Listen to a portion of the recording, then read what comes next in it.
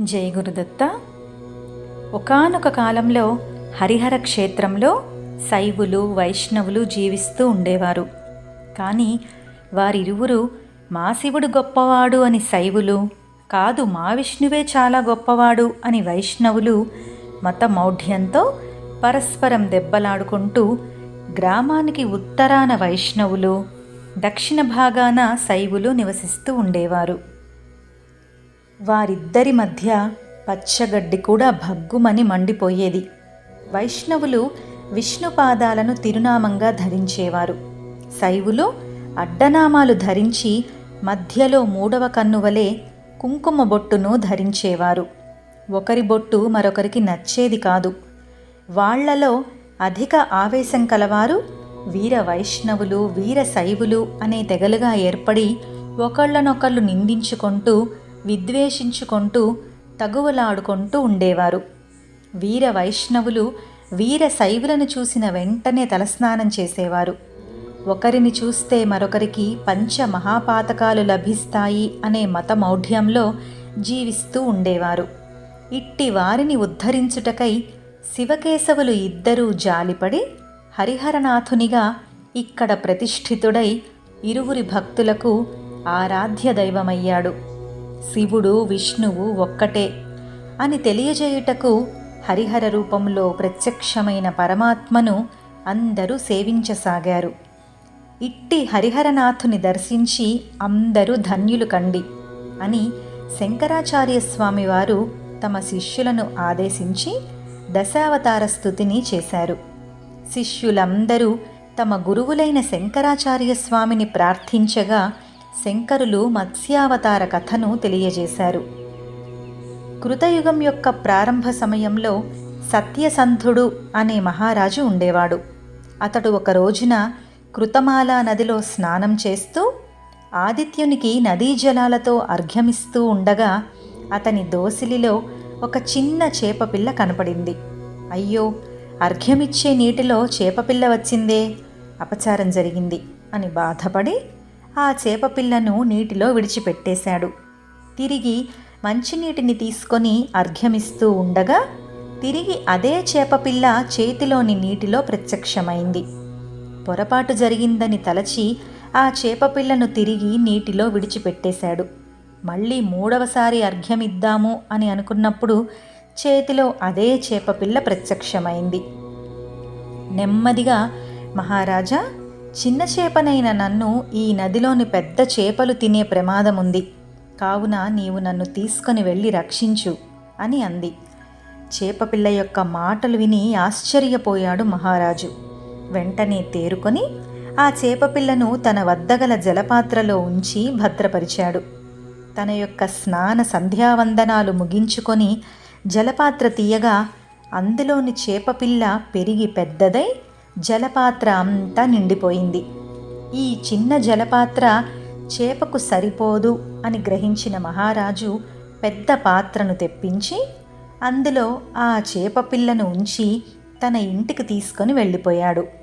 మధ్యాహ్న సమయంలో తిరిగి జలపాత్రను చూడగా చిన్న చేపపిల్ల పెద్దదిగా ఎదిగిపోయి పెద్ద పాత్ర మొత్తం నిండిపోయింది. రాజుకు ఏం చేయాలో తెలియలేదు. ఆ చేపకు నమస్కారం చేసి, ఏంటి ఈ వైపరీత్యం అని ఆ చేపను ప్రార్థించాడు. అప్పుడు మత్స్యావతారంలో ఉన్న మహావిష్ణువు ఆ రాజు మీద గల ప్రేమతో, రాజా, స్వల్ప సమయంలో మహోపద్రవం రాబోతోంది. అందుచేత నీకు కావలసిన వారు అందరూ పెద్ద నౌక చేసుకొని అందులో ఉండండి అని ఆ చేప ఆదేశించింది. వెంటనే మహారాజు తన బంధువులను, కావలసిన వారినందరినీ పిలిపించి విశాలమైన పెద్ద పడవను ఏర్పాటు చేయమని, కొన్ని సంవత్సరముల వరకు సరిపడు ఆహార పదార్థములను కూడా ఆ పడవయందు ఉంచి బంధుమిత్రులతో ఆ పడవలో ఉండిపోయాడు. ఆ పడవను పెద్ద త్రాడుకు కట్టి అది ఎటూ కదలకుండగా రక్షణ ఏర్పాటు చేసి శ్రీ మహావిష్ణు స్వరూపాన్ని ధ్యానిస్తూ ఉండిపోయాడు. ఆ మరునాడే ఆకాశంలో ఏకకాలంలో ద్వాదశాదిత్యులు ఉదయించారు. 12 మంది సూర్యులు ఒక్క మారు ఉదయించుటచే భూలోక, భువర్లోక, స్వర్గలోకాలన్నీ భస్మమైపోయాయి. అటు తర్వాత అంతులేని వర్షధారలతో లోకాలన్నీ నీటిలో మునిగిపోయాయి. ఆ సమయంలో జలప్రవాహంలో కొట్టుకొని పోకుండా ఉండుటకై మహారాజు యొక్క పడవను శ్రీ మహావిష్ణు స్వరూపమైన ఆదిమత్స్యం నోటితో గట్టిగా పట్టుకొని మహారాజును రక్షించింది. ఈ విధంగా శ్రీ మహావిష్ణువు తన భక్తులను మత్స్యావతారంలో రక్షించాడు. మరునాడు ప్రళయ ఉపద్రవం తగ్గింది. ద్వాదశాదిత్యులు ఆకాశంలో ప్రకాశించుటచే నీరంతా ఆవిరి అయిపోయింది. నెమ్మదిగా రాజుగారి పడవను ఒడ్డునకు చేర్చి మత్స్యావతారంలో ఉన్న శ్రీ మహావిష్ణువు ఆయనను రక్షించాడు. ప్రళయకాలంలో నిద్రించిన బ్రహ్మ మరునాడు లేచి చతుర్వేదములను ఆధారంగా చేసుకొని తిరిగి తన సృష్టిని ప్రారంభించదలిచాడు. విచిత్రం, వేదాలు ఎక్కడా కనపడలేదు. సోమకాసురుడు అనే రాక్షసుడు వేదాలను దొంగిలించాడు అని గ్రహించిన శ్రీ మహావిష్ణువు మత్స్యావతారంలో సోమకాసురుణ్ణి సంహరించి వేదాలను రక్షించి బ్రహ్మదేవునికి సమర్పించి పునఃసృష్టి చేయుటకు అవకాశం కల్పించాడు. మహా తేజస్శాలి అయిన పరమేశ్వరుడు పార్వతీ రూపాన్ని ధరించి అర్ధనారీశ్వరునిగా, శ్రీ మహావిష్ణు రూపాన్ని ధరించి హరిహరనాథునిగా లోకాలను రక్షిస్తున్నాడు. ఇట్టి హరిహరనాథుని సేవించి తరించండి అని శంకరాచార్య స్వామి తన శిష్యులకు ఉపదేశం చేశారు. శివ విష్ణు స్వరూపుడైన హరిహరనాథుడే కూర్మావతారుడై దేవతలను సంరక్షించాడని శంకరులు శిష్యులకు తెలియజేశారు. దేవతలు, రాక్షసులు అమృతాన్ని సాధించదలచి క్షీరసాగరాన్ని మధించసాగారు. మంథర పర్వతాన్ని కవ్వముగా, వాసుకిని త్రాడుగా ఉపయోగించి సముద్రాన్ని చిలుకుచుండగా పాలసముద్రంలో మంథర పర్వతం మునిగిపోవటం ప్రారంభించింది.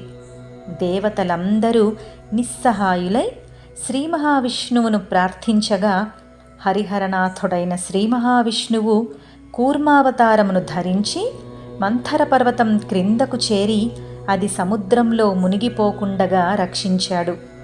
శ్రీ మహావిష్ణువు యొక్క దయాదాక్షిణ్యాలతో పాలసముద్రాన్ని మథించిన దేవతలు అమృతాన్ని పానం చేసి అమరులయ్యారు. అమృతానికి ముందు కాలకూట విషం ఉద్భవించింది. హరిహర రూపంలో ఉన్న పరమశివుడు విషమును తన కంఠమునందు నిలిపి లోకాలను అన్నింటినీ రక్షించి తాను నీలకంఠుడయ్యాడు. ఇట్టి సాహస కృత్యాలను చేసి దేవతలను రక్షించి రాక్షసులను శిక్షించిన పరమేశ్వరుడే సర్వలోక రక్షకుడై భక్తజనుల చేత హరిహరనాథుడిగా స్తుతింపబడుచున్నాడు. ఈ విధంగా కూర్మావతారం గురించి తెలియచేసి ఆ తర్వాత వరాహ అవతారం గురించి స్వామి చెప్తున్నారు. వాయువునకు, ఆదిశేషువునకు జరిగిన యుద్ధంలో వాయుదేవుడు ప్రళయ రూపం దాల్చి భయంకరమైన గాలులతో భూమిని అల్లకల్లోలం చేయసాగాడు. వాయువు యొక్క పరాక్రమానికి భూదేవి గజగజ వణికిపోయింది. అదే సమయాన హిరణ్యాక్షుడు అనే ఒక రాక్షసుడు మొత్తం భూమిని చాపవలే చుట్టివేసి నెత్తిన పెట్టుకొని పాతాళలోకానికి పారిపోయాడు. ఆ సమయంలో దేవతలందరూ హరిహరాత్మకుడైన శ్రీ మహావిష్ణువును ప్రార్థించగా శ్వేత వరాహ రూపాన్ని ధరించి రాక్షసుడైన హిరణ్యాక్షుణ్ణి సంహరించి భూదేవిని రక్షించినవాడు. హరిహరనాథ రూపంలో ఇక్కడ వెలసిన శ్రీ మహావిష్ణువే. ఆదిశేషువు వంటి శరీర ఛాయతో వాసుకిని మెడలో హారముగా ధరించిన పరమేశ్వర స్వరూపుడు కూడా ఇక్కడ వెలసినవాడు హరిహరనాథుడే అని ఆదిశంకరులు శివ విష్ణు తత్వములను తెలియజేశారు. ఆ తర్వాత నరసింహావతారం గురించి చెప్పటం మొదలుపెట్టారు. తండ్రి అయిన హిరణ్యకశిపుడు ఎన్ని రకములుగా బాధలు పెట్టినా హరినామస్మరణ చేస్తూ అన్ని బాధలను భరించినవాడు ప్రహ్లాదుడు. దేవుడు ఎక్కడ ఉన్నాడు అనే తండ్రి యొక్క అమాయకత్వంతో కూడిన ప్రశ్నకు అతడు సర్వాంతర్యామి, ఇందు కలడు అందు లేడను సందేహము వలదు అని బోధించిన మహాజ్ఞాని ప్రహ్లాదుడు తన భక్తులను రక్షించుటకు నృసింహావతారంలో ఆవిర్భవించి ప్రహ్లాదుణ్ణి రక్షించి హిరణ్యకశపుని శిక్షించినవాడు హరిహరనాథుడే అని ఆచార్యస్వామి వివరించారు. ఇదే విధంగా వామనావతార కథను బోధించి 3 అడుగుల నేలతో బలిచక్రవర్తి యొక్క గర్వాన్ని అణచివేసినవాడు హరిహరనాథుడే. రాబోవు మన్వంతరంలో బలిచక్రవర్తికి దేవలోక ఆధిపత్యాన్ని అనుగ్రహించిన కరుణామూర్తి కూడా అతడే. దక్షుడు చేయుచున్న యాగమునకు ఆహ్వానం లేకపోయినా గుడ్డి ప్రేమతో వెళ్ళిన కుమార్తె అయిన సతీదేవి అచట జరిగిన అవమానమును భరించలేక యోగాగ్నిలో తన దేహాన్ని భస్మం చేసుకోగా తన యొక్క అంశను వీరభద్రునిగా పంపి దక్షుని యాగమును నాశనం చేసి దక్షుని శిక్షించిన పరమేశ్వర రూపమైన వాడు కూడా శ్రీ హరిహరనాథుడే అని శివ విష్ణు రూపంగా ప్రార్థించారు. పరశురామ, శ్రీరామ, బలరాములుగా అవతరించి దుష్ట రాక్షసులను సంహరించిన వాడు కూడా హరిహరనాథుడే. శ్రీకృష్ణునిగా అవతరించిన వాడు కూడా హరిహరనాథుడే అని బోధించారు. ఇక కలికాలంలోని అధర్మాలను నాశనం చేయుటకు ఎటువంటి అవతారమును ధరింతువో కదా. సత్పురుషుల యొక్క హృదయాలలో ధర్మస్థాపన చేసి మానవజాతిని రక్షించు శివ విష్ణు స్వరూపుడు హరిహరనాథుడే అని దశావతార మూర్తిగా హరిహరనాథుని పలు విధాలుగా శంకరులు స్తుతించారు. శ్రీ శంకరాచార్య స్వామి భారతదేశంలో గల ప్రసిద్ధ క్షేత్రములన్నీ స్వయంగా దర్శించారు. మహామహిమాన్వితమైన కొన్ని దేవాలయాలకు ప్రసిద్ధి లేకపోయినా శిష్య బృందంతో వెళ్ళి అక్కడ గల విశిష్టతను శిష్యులకు తెలియచేసేవారు.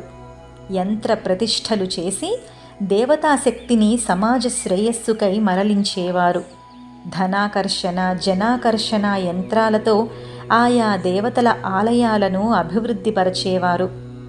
ప్రతి దేవాలయంలోనూ ప్రధాన ద్వారం గుండా లోపలకు ప్రవేశించి ఆయా క్షేత్రముల యొక్క గొప్పతనాన్ని తెలియజేయు శిలాశాసనములను స్వయంగా చూసి ఆనందించి ఇతరులకు తెలియచేసేవారు. హరిహరనాథుని దర్శించిన శంకరులు కర్ణాటక రాష్ట్రంలోని మూకాంబికా క్షేత్రానికి బయలుదేరారు. మూకాంబిక గొప్ప శక్తిగల దేవత. ఒక మూగవానికి మాటను ఇచ్చిన దేవత కాబట్టి ఈ దేవత మూకాంబికగా సుప్రసిద్ధురాలైంది. ఆచార్యస్వామి మూకాంబికా క్షేత్రం యొక్క ప్రధాన ద్వారము గుండా ప్రవేశించి ప్రధాన గర్భాలయ ద్వారం వద్దకు శిష్యులతో నడచి వెళ్తున్నారు. ఇంతలో శంకరాచార్య స్వామికి ఏడుపులు, పెడబొబ్బలతో కూడిన శబ్దాలు వినిపించాయి.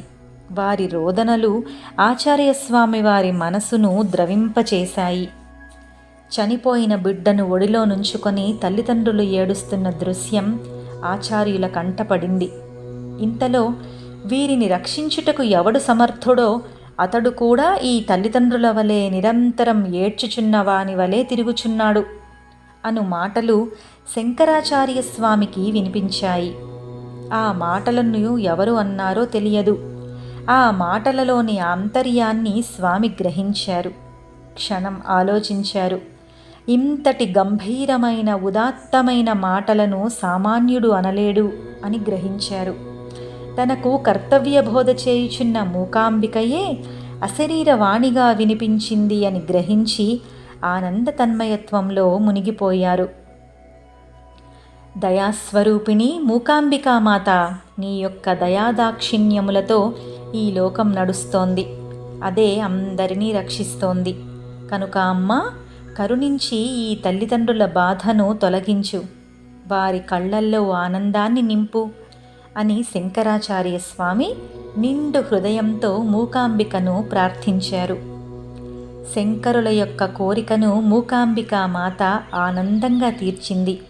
తల్లిదండ్రుల దుఃఖాన్ని పోగొట్టింది. చనిపోయిన పిల్లవాడు ఒక్క మారుగా లేచి కూర్చున్నాడు. అందరూ ఆశ్చర్యపోయారు. శంకరుల వారి శక్తి సామర్థ్యాలను ప్రత్యక్షంగా చూసి నిశ్చేష్టులైపోయారు. తమ బిడ్డ బతికినందులకు తల్లిదండ్రులు తమ ఆనంద బాష్పాలతో శంకరుల పాద పద్మాలను కడిగివేశారు. శంకరులు సామాన్యుడైన సన్యాసి కాదని అక్కడున్న వారందరూ గుర్తించారు.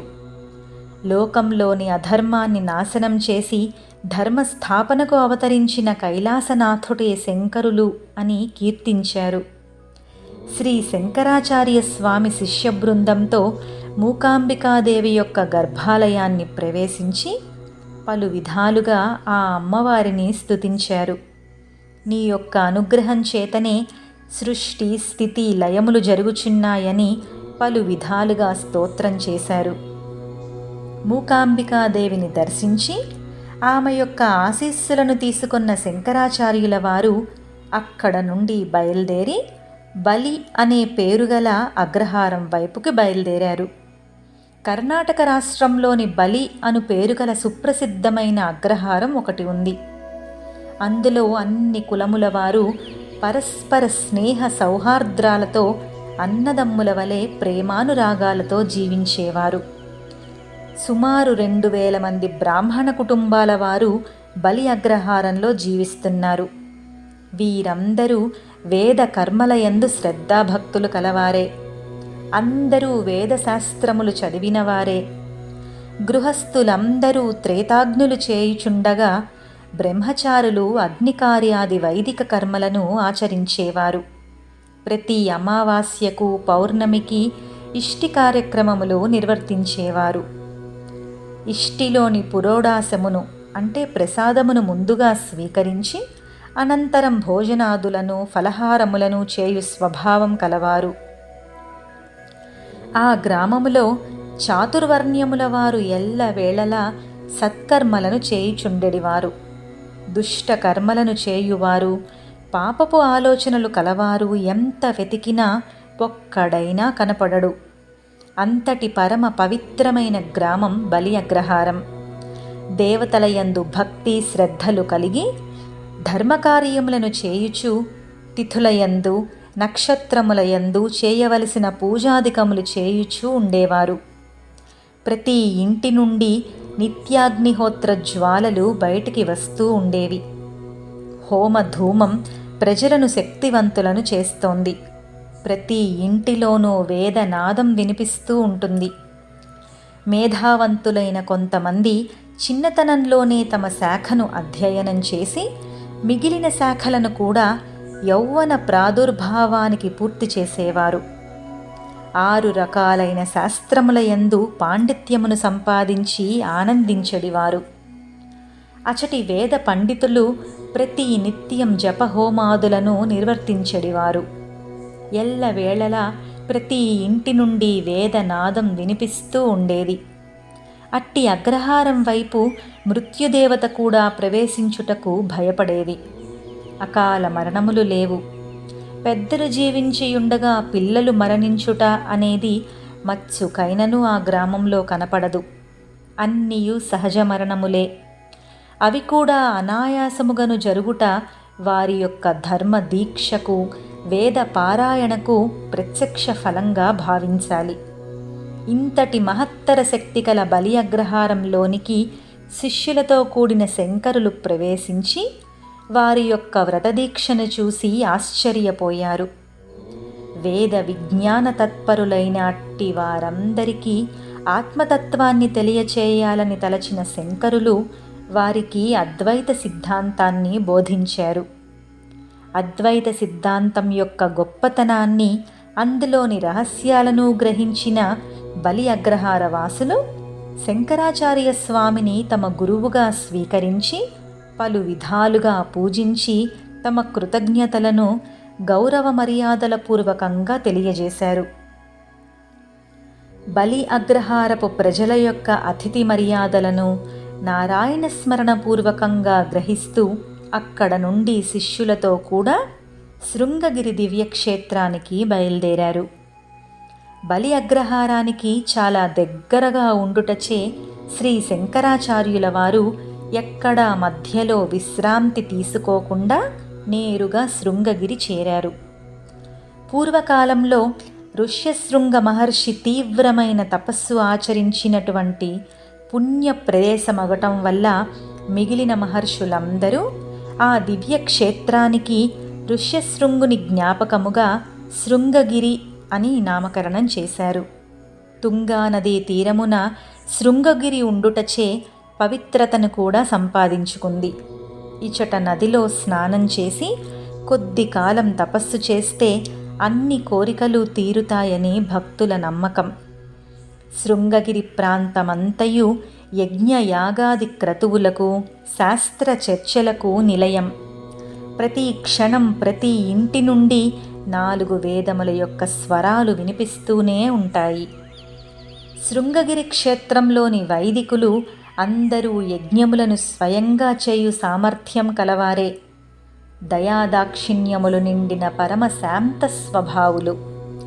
కామక్రోధాది అరిషడ్వర్గమును తమ మనస్సుల నుండి దూరంగా తరిమివేసిన ప్రజ్ఞావంతులు, స్వార్థ చింతన లేని సత్పురుషులు.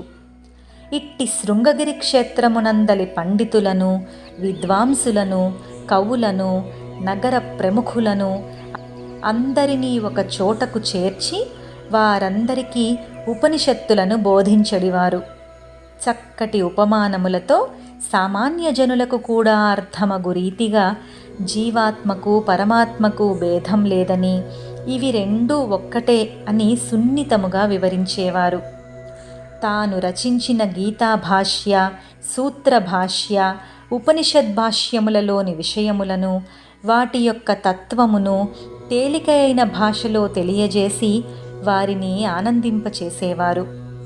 శ్రోతలలో అత్యంత మేధావులైన కొందరు శంకరాచార్యుల వారి విషయ ప్రతిపాదనా సామర్థ్యమునకు, తాము తెలియజేసిన ప్రతి విషయమునకు వేదముల యొక్క, శాస్త్రముల యొక్క ప్రమాణమును చూపు కౌశలాన్ని చూసి ఆశ్చర్యపడి ఆచార్యుల వారిని 1000 పడగలు కల ఆదిశేషునిగా, సాక్షాత్ బృహస్పతిగా తలచి భక్తి శ్రద్ధలతో కీర్తించడివారు.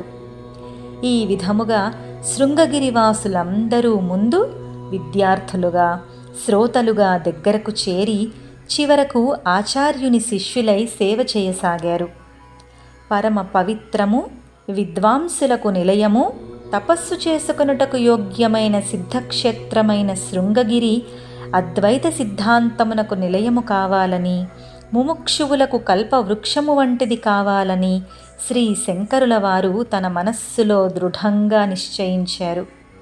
పంచభూతముల యొక్క పవిత్రత, అచట నివాసముంటున్న ప్రజల యొక్క దృఢ నిశ్చయాన్ని తన మనోబలంతో గమనించిన ఆచార్య స్వామి ఇచటనే శారదాపీఠమును స్థాపించవలెను అని నిశ్చయించారు. దివ్యమైన భవనాన్ని ఆగమశాస్త్రరీత్యా నిర్మించదలచి జ్యోతిష శాస్త్ర ప్రకారం గొప్ప ముహూర్తాన్ని నిర్ణయింపచేసి శారదాపీఠమునకు శంకుస్థాపన చేశారు. ఇంద్రాది దేవతలందరూ శుభం అన్నారు. అదే నేడు చతురామ్నాయ మఠాలలో మొదటిది సుప్రసిద్ధమైన శృంగగిరి పీఠంగా విరాజిల్లుతోంది.